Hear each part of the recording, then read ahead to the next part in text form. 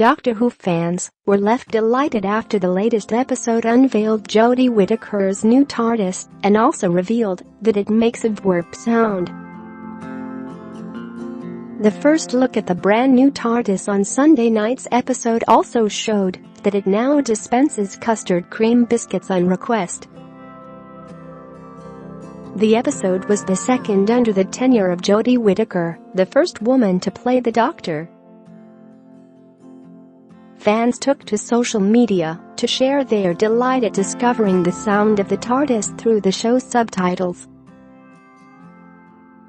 Kate Botley wrote on Twitter, "The good people at VWORP Subtitles had some fun with the noise the TARDIS makes."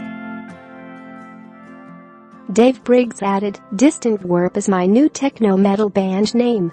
Share this article." The TARDIS has used the VWORP subtitle on and off since Matt Smith played the Time Lord and throughout Peter Capaldi's reign, although it seems as if the sound wasn't common knowledge among fans. Reacting to the reveal, many fans expressed their excitement. Lucy Webb wrote, "I tend to watch TV with subtitles, and when the TARDIS reappeared in this week's number Dr. Who it said Distant VWORP, and this is how I will be describing my entrances and exits from now on." Another added, "So, according to the subtitles, the sound the TARDIS makes is VWORP. I can go with that." While a third said, "Watching Doctor Who with subtitles is so entertaining because you get gems like Distant VWORP."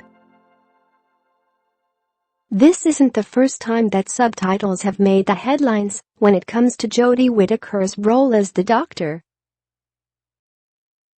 Appearing on The Late Show with Stephen Colbert while promoting the new series in the US, she was asked by the host where in Britain she is from.